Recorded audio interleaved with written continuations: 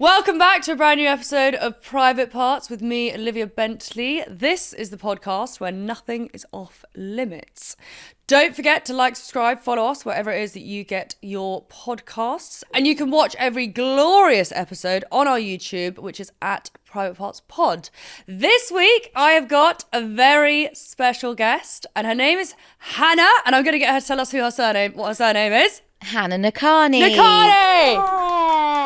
That was too much for me. Honestly, I can barely read. I'm going to be honest, I'm feeling a little bit special today. You're going to be fine. It's been a long week. It's the weather. It's the weather. It's the colonoscopy. It was the sedation. I really don't feel all right. I don't think you're going to bounce back. I hope I bounce back. Anyway, so Hannah is a new friend of mine, and which, you know what? You're probably the only new friend I've made in my 30s. Oh my God, look at that. Quite sweet, but the way we met is hilarious. We can't quite into detail how we met because we were conned. No, we weren't. Okay, we can't have that actually. Hannah and I met on a business retreat. Yeah, like a growth retreat. We had no idea what was going on, but then we just became best friends, and now we've been living in each other's back pockets ever since. And it's been unbelievable. Stunning. Okay, so a bit of background about you. I'm 33. No, should I do the catchphrase? I'm 33, child-free, and choosing myself. This is and this is what she says on her Instagram, which, by the way, everyone needs to follow. Every single day. So I work in tech. I'm in my 30s. I live in London, and I've basically just taken to the world of telling everyone I'm just doing life differently. Reinventing your life. I'm reinventing my whole 30s because I'm sorry, I'm not married. I don't own my home, and I don't care about some of the traditional norms that everyone's doing. Good. I think we should spread the word. We're ripping up the rule book because what the fuck is going on? We just need a full reset, and I feel like no one's talking about how difficult it is to sort of rebrand and choose yourself rather than just settle down early. No shade to those that want to do that. That's lovely, but it just isn't my life. And I had cancer last year. Yeah, that re-changed everything. We need to this is quite an amazing story. So start from the beginning with because it was a boyfriend who'd noticed it. So imagine. Start from the beginning. We do have to give him props. He is now an ex-boyfriend, but it's fine. Okay. We still like him. So I had always had a mark on my little finger. It started off as like a single line, and I kind of just thought I'd bruised my finger. I thought, it's nothing that serious, like get a grip. And I'm obsessed with getting my nails done. All I do is get my nails done. I love it. And I went and got my nails done and came home, was like, what do you think? What do you think of these? And he was like, is your little finger supposed to look like that? And I was like, did you pay for my nails? Can't really comment on it. He was like, no, but why does the colour look different? And I had nude nails like this, but there was like a brown mark in it. And I was like, I banged my finger. And he was like, when? And I was like, I don't know, years ago. And he was like, I don't think it would look like that years later. I think you should get that looked at. And I was like, moving on. And I just sort of left it. It didn't hurt, didn't bother me. I just thought it's nothing to look into. And nothing on any other nail anywhere else? Nothing on any other nail. Literally just one like line. And I always have a group chat with my mum and my sister, and I send pictures of my nails in it. And I thought, I'll look back and see how many times have I seen this line? Like how long has it been there? Because I didn't know.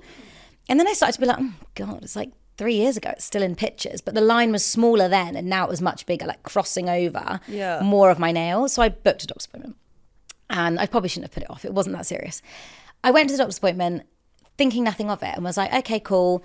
The woman was really nice. She gets like this little telescope thing. She's taking all these pictures. And she just goes, right, but it's not me you need to see.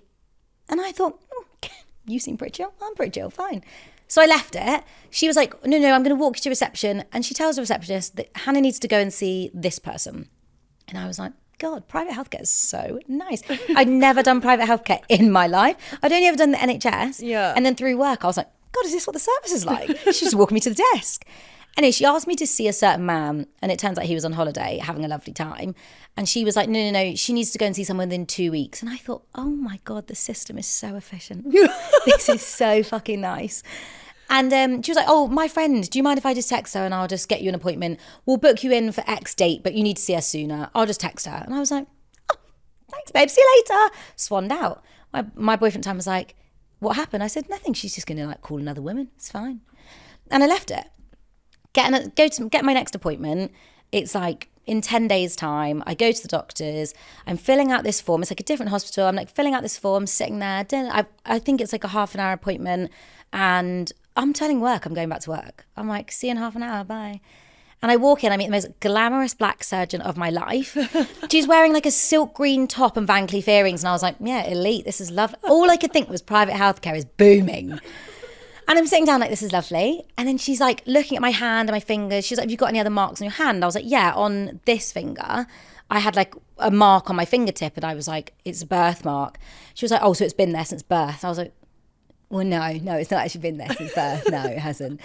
She was like, okay, cool. We're going to take a look at this. Are you ready to get into scrubs? What? And I literally was like, why the fuck would we get into scrubs?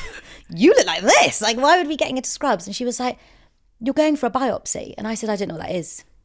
And she was like, did you read the notes before you came here? And I was like, I didn't get any notes. I just got the appointment. Because surgeon, like the doctor 1 had messaged doctor 2 and I've been fast tracked, I think something might have just got missed in the system. It's no one's fault at all. And I think somewhere along the line, someone had said biopsy and I just was like, whatever that is. Yeah. And I'm like so casual that I was like, I'm not going to Google this. There's no need to. So she was like, Hannah, you're going into surgery literally right now. And I honestly felt sick. I was like, why would I be going to surgery? She was like, you know you're here to check if you've got cancer. I was like, I feel sick. I feel physically unwell. They were like, who's picking you up? How are you getting home? Who's your next of kin? And I was like, I hadn't told my parents. I hadn't told anyone. I told my boyfriend at the time and my best friend, and that was it. Because I honestly thought nothing was happening. So I'm like sitting there, this cutesy nurse is like trying to do my blood pressure. It's probably through the fucking roof. And I'm literally going, voice noting my friends being like, okay, so you're going to, maybe someone might need to tell my mum and dad. And like, I'm having to send my boyfriend who's met my parents like once, my mum and dad's numbers just in case something goes wrong. And then I go in surgery. So I end up having like anesthetic for my wrist down. Yeah. So I didn't do anything more. And I was like, okay. And she basically says, what we're going to do is we're going to cut out the marks and we're going to send it off for testing and see what it is. Cut it so on your nail? So on my finger, they literally cut my fingerprint off. I know, sorry, trigger warnings. Cut my fingerprint off. And she was like, we're just going to take that whole thing off because it's easy to do in one go. And then if it is, we won't have to redo that one. I was like, oh, lovely. And then for my finger, they were like, look, lines and pigmentation lines in your fingers in the Black and African and Asian community is really common. So it's not, the odds are it's nothing to worry about. Like you can have pigmentation lines in your hands and it's nothing. However, yours has been growing. And that was the deciding factor, was that mine was growing and spreading versus just staying as like a single pencil line. Okay. So then for my finger, they basically, cut my nail off. She was like, but we're going to leave it so that it should grow back. We're just going to take it all off and send it off for testing. And I was like, right, okay. I also went in like cute athleisure. So I was in a cute outfit and I was like, how are we getting this off me? And then I thought, how are we putting this back on me? And I'm there with my like, what they call like the vests and everything on. Yeah. And I just remember the surgeon going, any requests on the playlist? I've not thought about it, thanks, hon. I'm a bit distracted. So then, they took it all out. And my biggest concern was, in 6 weeks' time, I was going on a huge ski trip with all my friends. And I was like, I've paid for it. I want to be able to ski down the mountain. I want to be able to drink and get absolutely crazy. Yeah. And she was like, you'll be fine by then. So she patched me up. I have 2 weeks off work and I go home and she's like, don't Google it. Don't Google anything. I'm like, I've barely been listening to you. I couldn't Google it if I tried. Yeah. So I don't. I just leave it and I go home and I'm like, right. And my boyfriend was like, told ya. Like, he was like really supportive. He was like, told you we should have looked into this. So I took 2 weeks off work. What was weird was I couldn't do anything. Couldn't shower, couldn't cut my food up, couldn't wash my hair, couldn't do anything because you couldn't use your hand, couldn't get it wet. And then eventually I wait and I get a message from my surgeon and she's like, look, we need to agree on the diagnosis. And me and another surgeon, we can't quite agree on what's happening. Your diagnosis is going to go to a multidisciplinary panel. And I was like, what does that mean? Yeah, literally. I'm thinking this is a lot of big words for me. I don't really know what's going on here. And basically what it meant was, in order to have cancer diagnosis, you can't just have one person be like, yep, that's it, stamp it off, move on. Yeah. It got sent to a panel of 11 experts who meet every single Thursday and basically review different cases and different diagnoses. So it's made up of like skin experts and dermatologists and cancer experts and different specialists. And then each week they basically, I guess in my head, it's like they just go through a docket of just information and they tick them off and go, this one, yes, this one, no, this one, yes. And so mine came back and they were like, she was like, you'll be on a Thursday. It might be this Thursday, it might be next. I kept being rolled over. So in my head, I'm thinking, it's not that serious. You would have got to me first. If it was, So positive. If I was going to die, you'd have told me. So I'm thinking it's been 3 weeks. You've not come back to me. This is nothing. Yeah. And then I got an email from my surgeon saying, are you free for a call? Oh no. And I just knew. I was like, oh no. And at the time, my boyfriend at the time had another family member in hospital, and he was at the hospital, and I was just remember sitting at home being like, what am I supposed to do about this? And I'd only just told my parents when I'd come out of the first operation. I was like, it's nothing to worry about. So she calls and she's like, so we'd like to come back in. We think you have a really rare skin cancer called Acral Lentiginous Melanoma, so ALM. And I was like, okay. And she was like, basically, it's cancer growing in your pigmentation cells. What we're going to do is we're going to permanently remove your little finger nail bed, and we're going to take some more of the surface area, and we're going to rebuild you out. And that should be it. We should be fine. It's not far enough down that it's in your lymph nodes or in your bones or anything like that. I just remember thinking the whole world stopped. Like, what do you mean? Oh, yeah. And I thought, I'm 33. At the time, I was 32. And I think everybody knows someone that's had cancer. You can't meet someone these days that hasn't. Yeah. But I was like, I don't even know what you're talking about. Anyway, she was like, don't Google and I'll just see you in like a day or two. I can't remember when it was. Obviously, I Googled. I went straight to it. And there was no minimal information because it's a really rare type of skin cancer. And then the first thing I found was Bob Marley, ALM, died. And I was like, oh, that's not really... Oh, yeah, because I didn't realise that's how he had died. Yeah, so he had it in his foot, which then spread into his leg. And then I think there was probably more things that go onto it. I'm not a doctor, full disclaimer. But I was like, oh shit, this isn't good, is it? So I waited, told my boyfriend, told my family, told my friends, and was like, don't really know what this means, but fine, I'm going to go back in. And so then, yeah, basically what they did was I've got a scar here, a little sexy scar here. And they took my skin from here and then they rebuilt my finger. So now I've got 9 nails, still get my nails done, don't get a discount at the nail salon. So is that not a hate crime? I do. Don't you think? I've got 9 nails and I'm paying full price. I just think that's absolutely ridiculous. And realistically, I'm getting some fun designs, but like you should be 10% off. Yeah, so I went back in, had it permanently removed, had it rebuilt. My surgeon is honestly like the best woman in the entire world. Like she was so sweet. I'd lay there and there's like a screen. It's so funny. She'd be like, every time, that time when she asked me about my playlist at the beginning, she asked me every time. And then we had like fun playlists on. We had like little ocean views on the screen playing YouTubes as if I was on a holiday. And then I was just laying like this the whole time. You could have gone under and been knocked out fully, but I just have a fear about that. We're not the same. No, I have a fear about it now. Yeah, I would too. There's nothing wrong with me, but anyway. I literally was like, I can't be knocked out. So I was awake the whole time. They build like a little wall and your hand's just sort of over here. And then it was just, I couldn't see from my shoulder down. And then, they just effectively cut it out. And I'm really grateful. I had a really lovely experience. I know that sounds really weird to say. No, but... all the doctors were really nice. All my treatment was really nice. All my aftercare was really nice. I took 4 months off work because I couldn't do anything. I think that's the thing that's hardest. Yeah. You can't do anything. Like, how rare is this cancer, by the way? Like, really rare. Really? So it's, of all the skin cancer diagnoses, like you hear of people getting moles. Yeah. But this type of skin cancer that I had, less than 3% of skin cancers is this.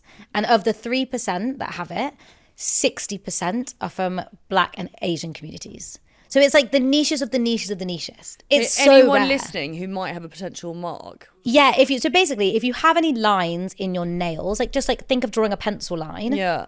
If you have any marks in your nails that you're like, okay, just go and get it checked. Yeah. It might be that it's absolutely nothing, and in most cases, it really honestly is. But in the case of like, say you've had like a line strike and then you realise it's growing a little bit, then I think it's something to get looked at. But honestly, it's nowhere near as scary as people make out. And I think there's like a big stigma in cancer. And I think especially in like Black and Asian communities, people think that if you get cancer, it's because shame on you, something happened to you in a past life. Because you briefly touched on this when we were away. And this, I've never heard of this. But so explain this from the beginning. So if you're part of that...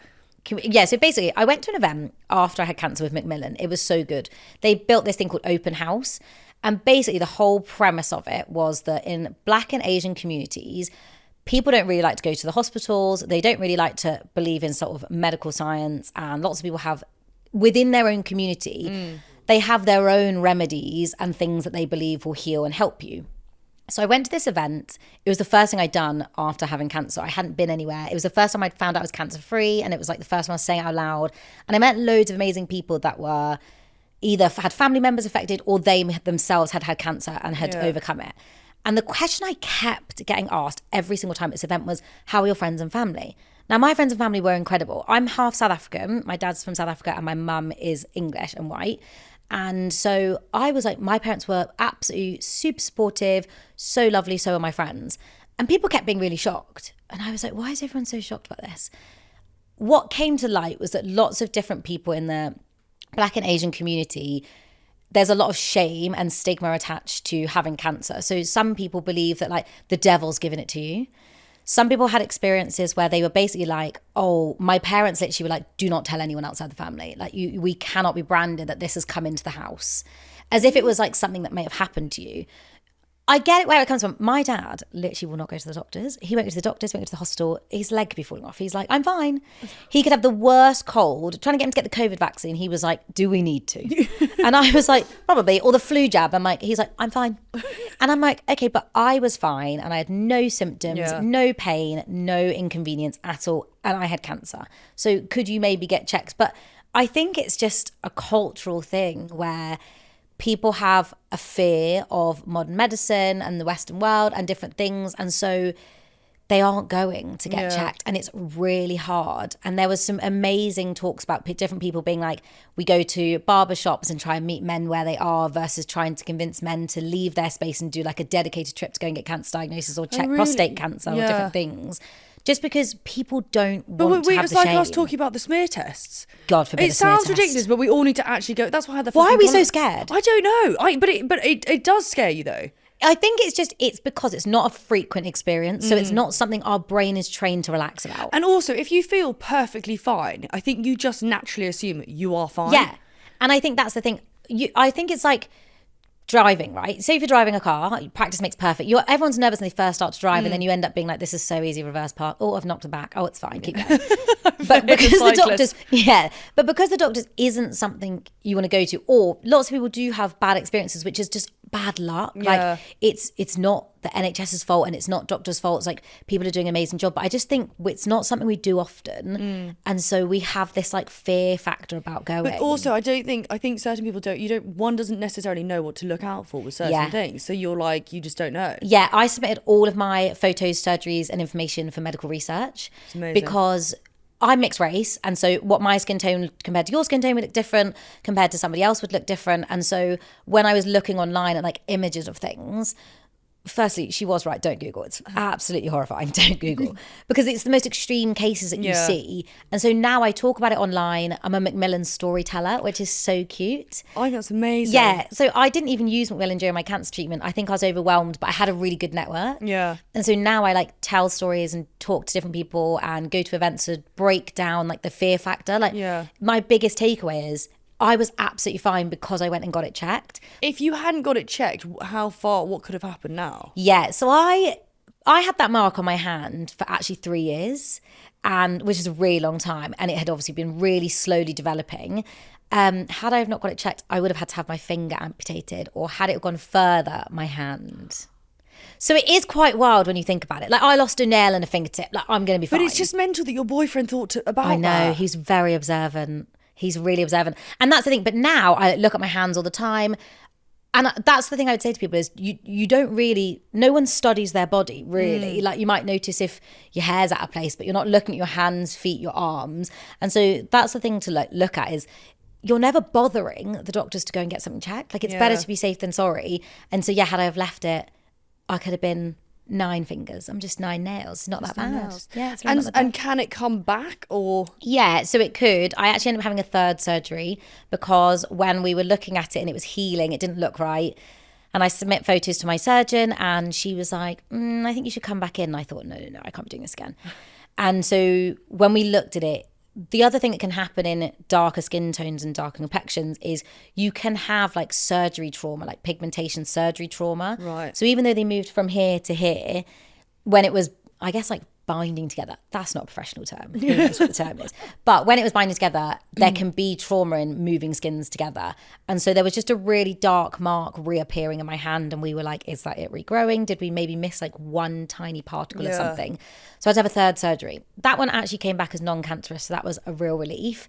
And then now I just basically take monthly photos of my hands and look at either side and check if there's any changes.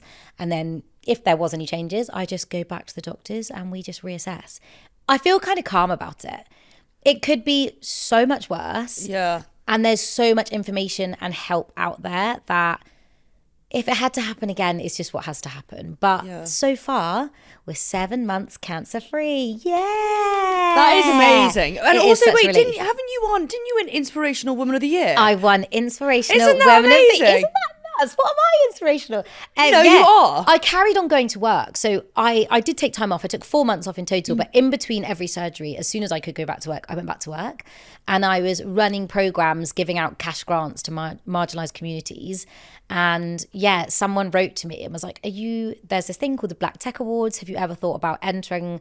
You know, I hear you've just like worked the whole year and like built all these programs and done all this cool stuff while having cancer. And I was like, no one cares. It's just like when you asked me to come on the pod, I was like, no one cares. Yes, they do. And so I didn't want to do anything. And people don't realize you have to self-nominate for so many things these days. And then, I got the award for Inspirational Women of the Year. It is fucking amazing. I can't believe you're working throughout this period. Yeah, my though. company was so nice. Did they know about it? Yeah, I told them. They were honestly phenomenal. I couldn't cook, couldn't wash my hair, couldn't do anything, and I lived alone. They sent me food to my house. So, cook meals. Yeah. They sent me multiple months worth of cook meals to my house, not just for me, but also for like anyone that was staying with me at the time to help. God. They were honestly like super, super supportive. But I wanted to go back. I was so bored. Because it's one thing sitting at home, but sitting at home and living alone, I was just like, oh my God, I'm going to stir crazy.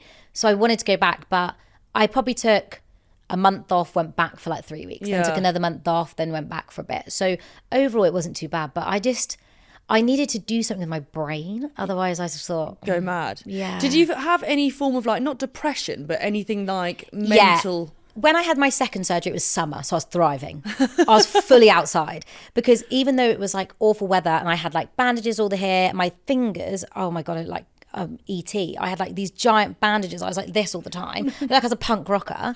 But in summer it was fine. I just sat outside, went for like, little walks, had coffees and bagels with my friends, gorgeous. Every one of my friends would pull a sickie each week. So I wasn't on my own, so they'd hang out with me. They'd call in sick and then come back. And then the third surgery, it was winter, trenches of hell. No, don't. My mental health fully suffered. Really? I went to therapy every week, thank goodness, but it was miserable because I couldn't put a coat on because it was too much pressure on my arms. So it was pissing it down with rain every day. Couldn't leave the house. It was too much effort and energy. Couldn't get anything wet and was too scared. So I was inside for like 3 weeks and it was, honestly, it was that time when it was like everyday rain and I just thought, what's this? So I think you can have lots of help from things like Macmillan and things. I already had a therapist and I went every single week and I used to just cry because also I felt like people only asked about the cancer. So not about me. And I felt like I just wanted to know the gossip. I wanted to know what was going on the TV, who was shagging who. I wanted to know anything other than like seriousness. So then someone told me this really clever thing to do, which I'd recommend anyone to do who's ever had any form of like surgery or scar or like something that they want to not disassociate from, but you maybe don't want that to be your whole identity. Because I thought I want to be more than this. Yeah. My little finger is called Shirley. Sorry to all the Shirleys out there. I don't think there's many Shirleys. Shirley just sounds like a bit of an old lady, doesn't she? Yeah. And so we were like, oh, it's a bit like the Karen, but we didn't want to call her Karen. So then people are like, how's Shirley? But oh, Shirley's being a raging bitch today. She must be fucking hungover. She hurts. And then now people will be like, how's Shirley? And then it's like, how's the cancer? Yeah. And then people will ask me, how am I? And it just gives me this separation that between like, that I can still just be me. Yeah. Versus you're just the girl that had cancer. Well, I am, and I'm not ashamed of it. Yeah, but you're so much more than that. But I'd like to still be a normal person, and I just got to a point where I was like, is that all anyone's going to ask me? Or people were like too scared to ask me, and they were pussyfooting around the issue, and I was like, just ask me how I am. Yeah. So yeah, I recommend giving it a brand. Yeah. And then you can just like separate them all. You need to have things for yourself. It's really easy. Like I was going to the hospitals every single week. Some people are going in every single day. There's a lot of checkup calls. There's a lot of things you have to go through. And it's amazing that that service is even available to us at that level of support. But as the person going through it, or even if family members going through it, like it's a lot of pressure on family, like and friends. Yeah. And then I started to feel guilty because I was like, God, I'm asking people to come to quite a lot of appointments and take time off. And I needed help getting dressed, cutting up my food. For 4 months, I needed people to cut my food up for me, unless it was like one-handed. So it's a lot of a burden. So I think making sure you have small things for yourself outside of just your diagnosis and your treatment, even if that's just a case of, my work did this thing where they sent me every month recommendations of what to watch on Netflix, podcasts to listen to. Your work sounds fucking phenomenal. Are they hiring? It's really good. Yeah, like it's such a good place to work. So then that made it much easier because then it was just like, okay, I'm going to watch this on TV and I'm going to have this little series to watch. And that's something I can talk to my friends about versus my treatment or how I'm feeling or what's going to happen next. So I do think it's important to have even just the smallest part of something that's just for you. Yeah, it's like normality almost. Prior to all of this, during COVID, we had Black Lives Matter. Yeah. Can you tell me more about your situation with all of this? Do you know what's so funny? So I'm mixed race. Yeah. And sometimes you have like this balance where you're not white enough, you're not black enough, you're sort of like in this middle area where you don't really know where you fit in. And I grew up in Somerset, the whitest place in the world. Now, I was literally one of 2 black people in my whole school. Can you imagine? Like, that's very strange as an upbringing. I actually had a really nice upbringing. But I think when George Floyd and Black Lives Matter came into action in 2020, which feels like it was forever ago now, I worked somewhere that wasn't really supportive during that time. We just had redundancies at work, and then Black Lives Matter movement happened, COVID was happening. I lived alone, and I also remember telling people, like certain friends at the time, that I was going to the protest, and they were like, well, we won't be seeing you if you go to the protest because it's COVID and you're putting yourself at risk. And I was like, yeah, but someone died and it literally could have been me in the same situation. So of course I'm going to go. And it really, I didn't lose friends at that time, but it really opened my eyes to like different people's perspectives on the topic. Yeah.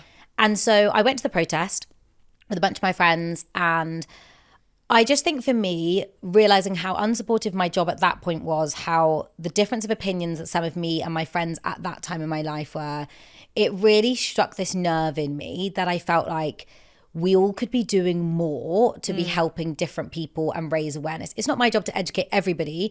However, there's a lot of education that does need to be done. But do you think some people don't want to be educated? I think everyone's terrified of saying the wrong thing. Oh, terrified. Everyone's terrified of being cancelled. I get it. The internet is a fucking scary place. But also, I think doing nothing about educating yourself on different communities and different worlds, whether that's like learning about like the LGBTQI plus community, or whether it's learning about the Black community, Asian community, people with disabilities, able bodies. Like, I didn't realize that even just having my cancer treatment, now at work, technically I'm classed as short-term disability, because they needed to adapt loads of things at work. And I suddenly realized, God, there's so many more policies. Or even when I travel, or now when I need certain health insurance, I need to get different things. Yeah. And I feel really passionate ever since Black Lives Matter. I cared before, but I don't think I really had found my voice. Yeah.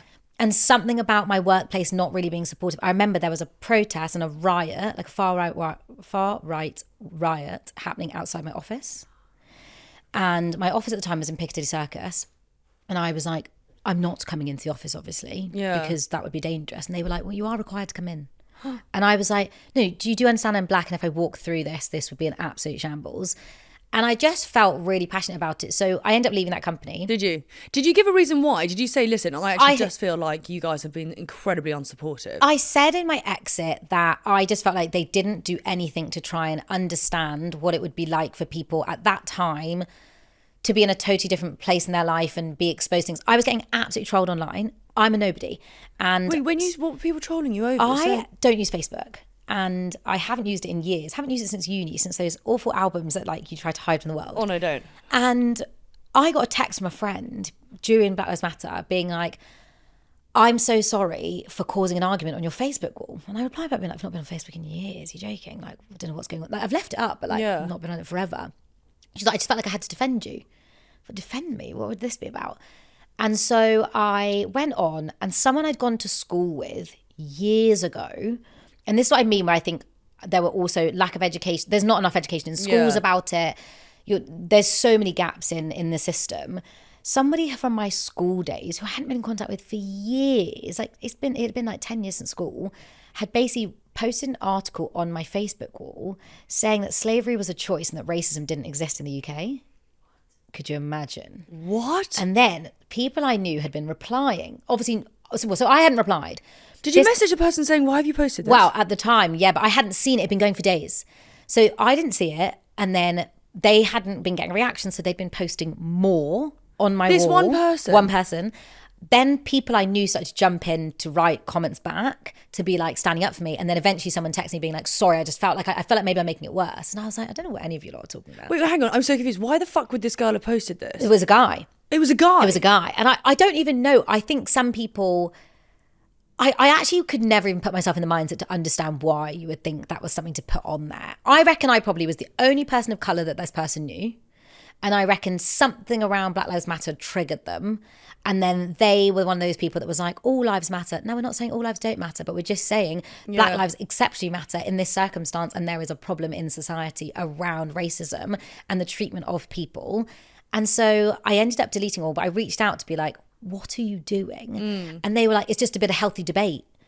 And I was like, I don't think that's healthy. I don't think that counts as healthy debate. And this is what sort of starts. So I then said to work, I'm not coming into work because I feel really like traumatized by this experience. Like there's a riot outside the office. I'm also not going to come in because of that. And they weren't supportive. And then I was like, I'm going to leave. So I left, joined a new company. Now I work in tech, and I couldn't work for a more supportive company. Really? They're literally the biggest champions of diversity, of change. I went to them and was like, what are we doing for Black History Month? It's like Black Christmas. What are we doing? And they were like, oh, internally we're doing this, this and this, but externally we haven't made a plan. But what do you want to do? You can do whatever you want. How much budget do you need? What do you need? And I ended up getting on Forbes 30 under 30 for like changing Black Lives Matter into a positive for Black History Month, and just making a difference. And now I think it's something I really care about. I think it's the same as even with raising awareness of my cancer story. I just want people to know from different communities and different voices that these things are acceptable. There are channels for support. You're not alone in the experiences that you're having. Have you come across other people in similar situations to you that want to also spread the word? Yeah, I think I've been so lucky. I get loads of DMs from people that are like, thank you for sharing. Now it's made me go and get things checked. When I first shared I had cancer, 6 people went to go and get checked and 3 people did have it. Really? Yeah, and they all were like, thank you so much. See, like, this is the power of social media. Is like, because I actually Isn't sometimes it? think it's so negative, but actually the positive side of it is all of this. And it makes so much sense. And then I've met through talking about it, going to different events, and I honestly will chat about it to anybody. I think through talking about the things I do for Black History Month through work, and then talking about the things about cancer, my diagnosis in the community, I've just met some incredible people. I've learned about loads of different charities, or just like regular people who go above and beyond to create like social circles so you're not alone, or group chats so that you can have support. And you just think there's so much real human kindness out there. It's restored my faith. Do you think it is changing? Like, do you think people are becoming like slightly more educating themselves, or have you noticed a difference? I think it's a 50-50 split. I think those that care about change, diversity, minority communities are now feeling more and more comfortable to talk about it, and have worked out the level of degree of which what they want to share about, whether it's themselves or things they want to do, or events and things. It's obviously currently Pride Month, and it's really exciting. There's so many people doing things for years now. Yeah. Then there's the 50% that I think have been caught out for it being performative. They started, then they've had to take it back, or their business was like, yep, this is a really good tick box. And then you're seeing like, you see so many amazing influencers calling out brands now for like, this brand trip's got no one of any diversity, no one of different sizes, no one of different skin tones. And it's like, I think there's now... It is that, you know what, I've just suddenly thought about it. There are a lot of things where you do look at it and you think boxes are being ticked here. Yeah, and that's the thing. I think it's a real fine balance, because I want to be the person that starts the change. I'm fine to be that. But you also don't want to be the only one in the room, and then you can have the negative backlash of it. So it's like a fine balance. Like, I find now, anything I go to, I ask about the diversity and the representation of going on things. So because I want to know like who else is going. Yeah. Or does that, if it's not possible and it's not that diverse, can I bring people to make it more diverse? Or what's the reason behind maybe not having different people that look different? And I think that's the hard thing, is that, people are really scared to get it wrong. I think it's better to try than it is to get it wrong. 100%. You're getting it wrong by doing nothing. Do you think there's an element of it being a generational thing? Yeah, I think like, no shade on the old people, but if I think back, like it wasn't something they were taught. So my parents are interracial marriage. Yeah. So my mum's white, my dad's black. And my granddad on my mum's side was not accepting at the beginning of my dad. He was like, what's going on here? Because his generation was taught that like people are coming over and stealing everyone's jobs. My dad was in the Navy. No one wants that job. And also he was working really hard doing that job. My granddad now, I like to joke to him all the time. I'm like, do you remember when you didn't like us? And he's mortified, literally horrified, because he loves us so, so, so much. But when my parents went to get, and this isn't, this, I mean, it hasn't, racism has existed forever and it's not that, it's still very prevalent. My parents have been married 40 years and when they went to churches and venues to get married, they were declined because my dad was black.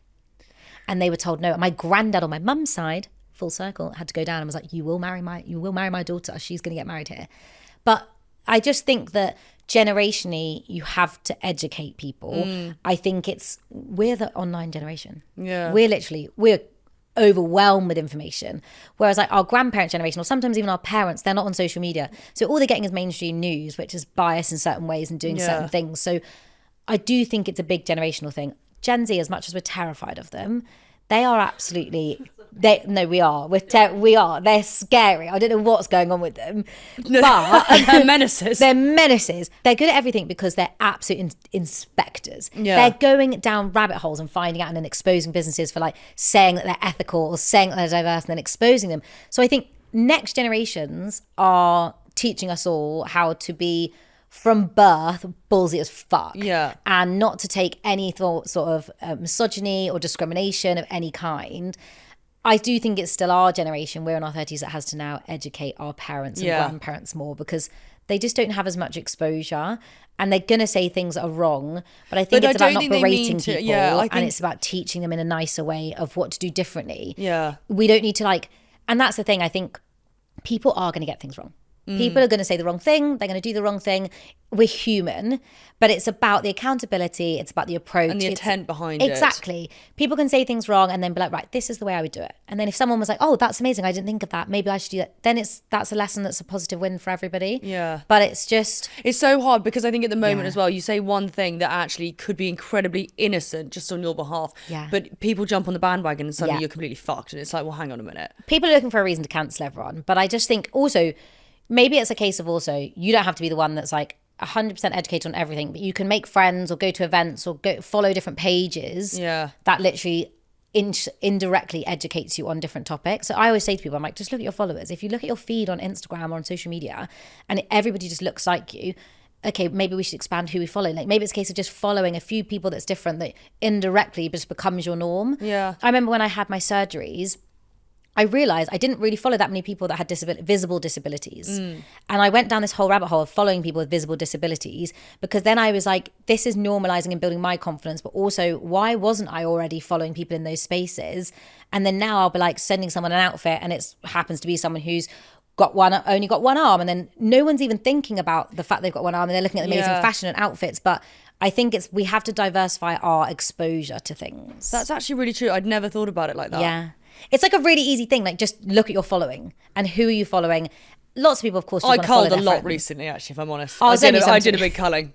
I'll send you some to re-put it in. But if your feed just looks like you, that's fine. But how are we evolving that?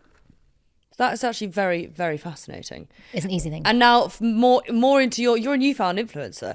Hannah is becoming the internet's auntie to your guide to your 30s. And I think it's fucking amazing. Thanks. I think this is how we bonded. This is how we became best friends. So Hannah and I, obviously both in our 30s, single, child-free, and living our best fucking lives. Yeah, and I feel like while I love all my friends that have children and are doing different things, I look at them and I think, God, it couldn't be me. God forbid. But I'm the same. I don't know what, but I've never, not that I've never had that burning urge to have kids. One day it could happen, one day it might not. Right now, as it stands, it's not for me. Horrifying, running for the hills. Run for the hills. Hell and horror. And like when my friends asked to bring their kids to lunch, I think, I just find it really hard because I went through a breakup and then literally 3 of my best friends had kids all at once. Now, do I love my friends? Absolutely. Do I love their kids? Absolutely adorably. They are so cute.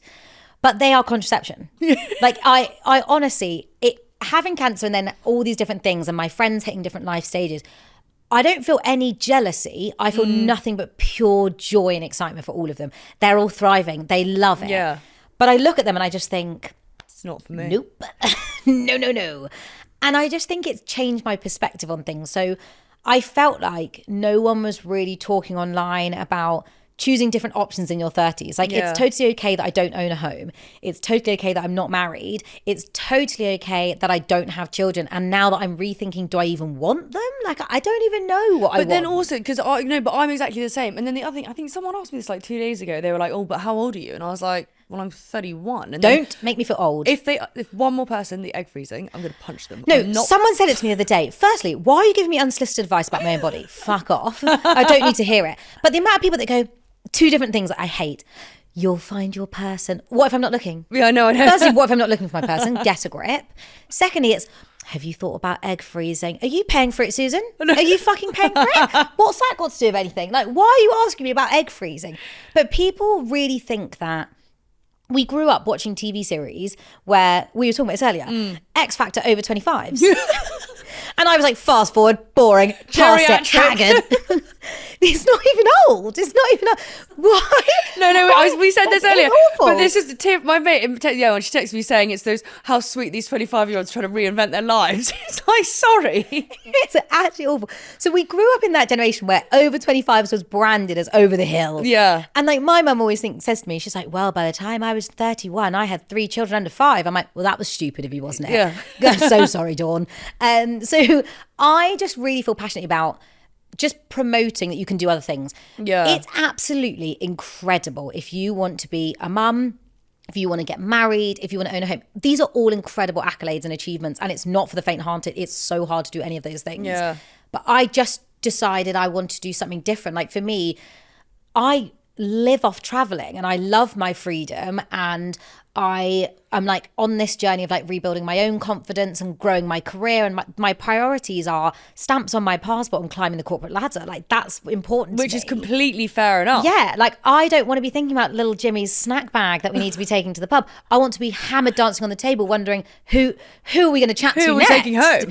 So I just feel like no one was talking about that online, or not as many people. So I started this series and got coined the internet auntie of like rebranding your 30s, because I just think it's okay to want to do something different. Your life is not over. Yeah. And it's totally okay to not be taking like the traditional path. I also think, by the way, advice to anyone who's 29 about to turn 30, because that's a hellish year. Everyone starts, you panic and you're like, you honestly start to evaluate everything. I just remember being like, eject on everything. No. I was like, get rid of my friends, get rid of my partner, get rid of my house. I was like, everything must move. I went through a breakup at 30. I went through a breakup. I went traveling in Mexico for a month, and I literally was like, God, it's all going to go downhill from here. I've never loved my 30s more. No, I know, but I think everyone needs to start getting excited, because I had conversations with my sisters. People need to stop panicking. It's not that serious. Nothing happens between this flip of the switch from 29 to 30, except for you literally just have to change the number of your age. But it does get better. We've got adult money. We've got time, we've got freedom and flexibility, and people need to stop thinking that like the headlines of like everything's over when you hit your 30s if you've not hit these milestones. It's literally fine. I think it's because there are twats doing podcasts whose chat we know perfectly. Honestly. No.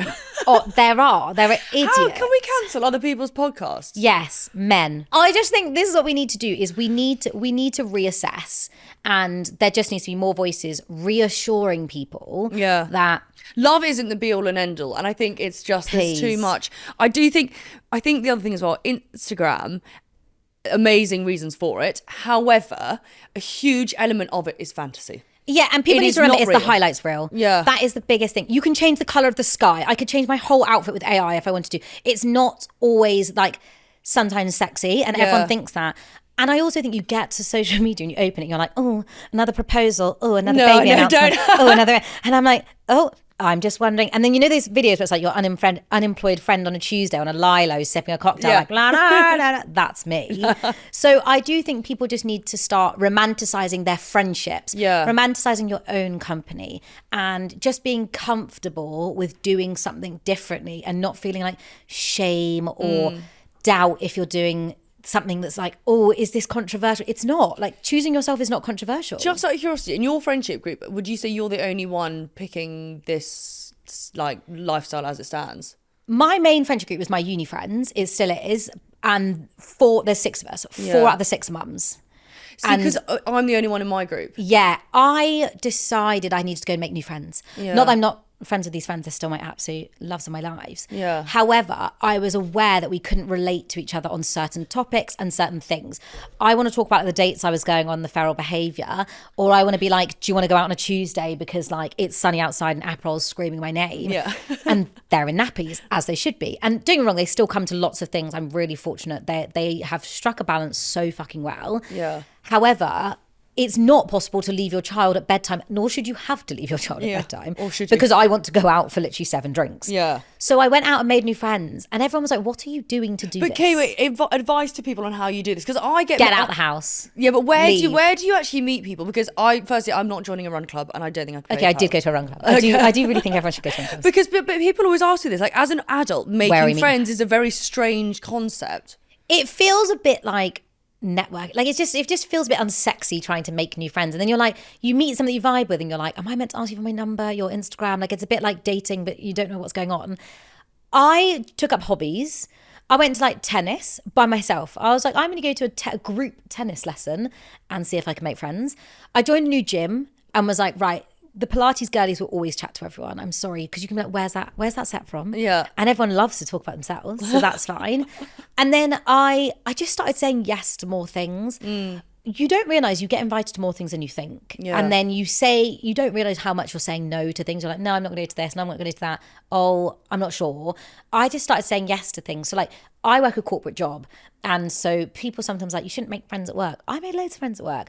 Clients or friends, I'd be like, I'll say yes to this. Or I'd go to an event. You must get invited to events all the time.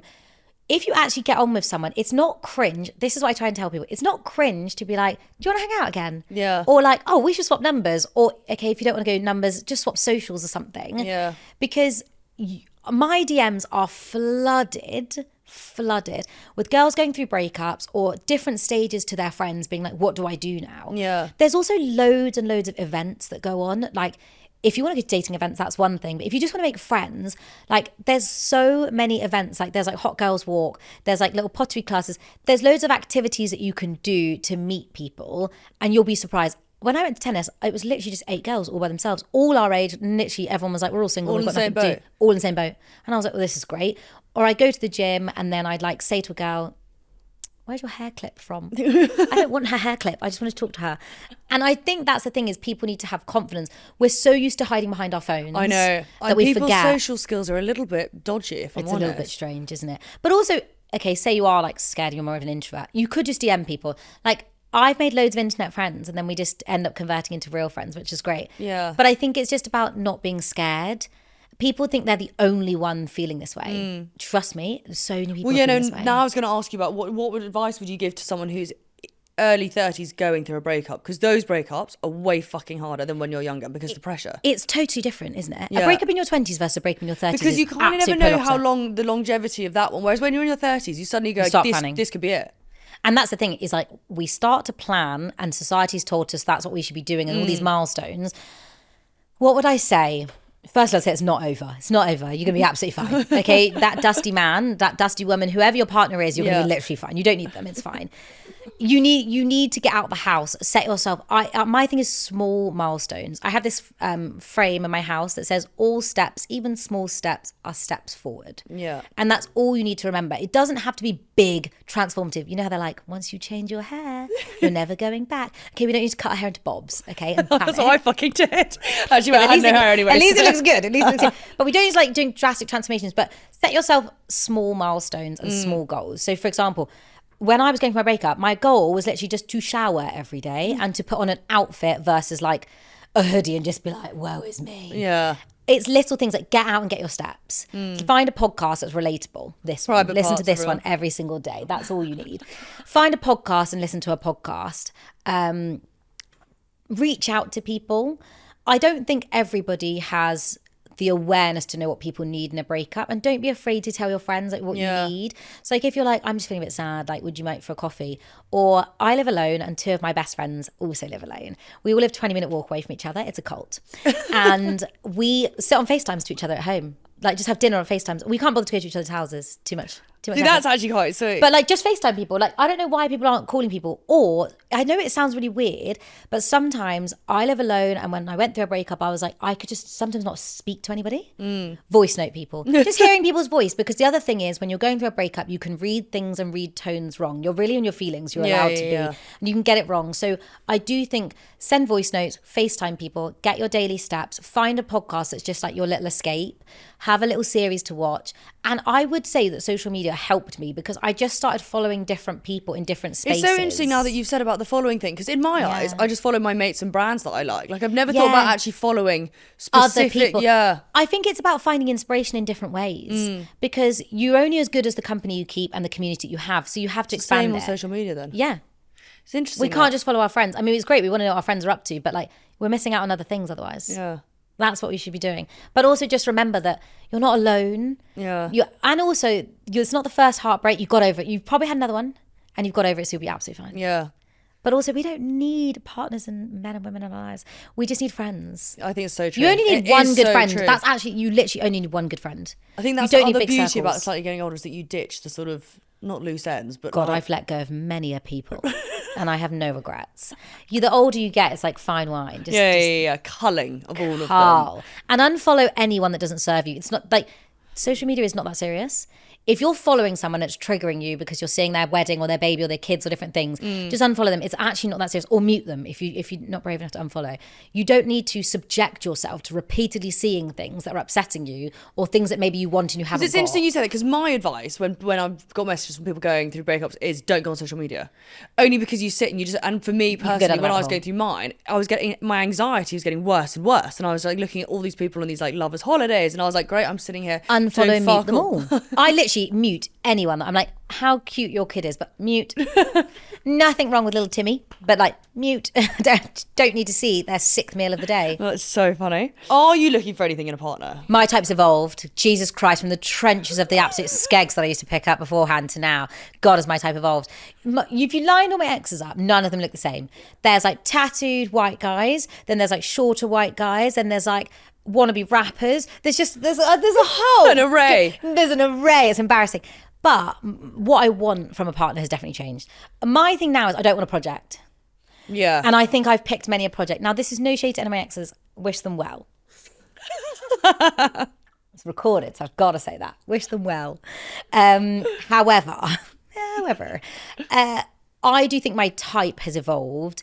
And I think as I've evolved, the things I care about has evolved. My community's evolved. My outlook on life has evolved. I don't want to save someone. I think I used to love to save people. Yeah.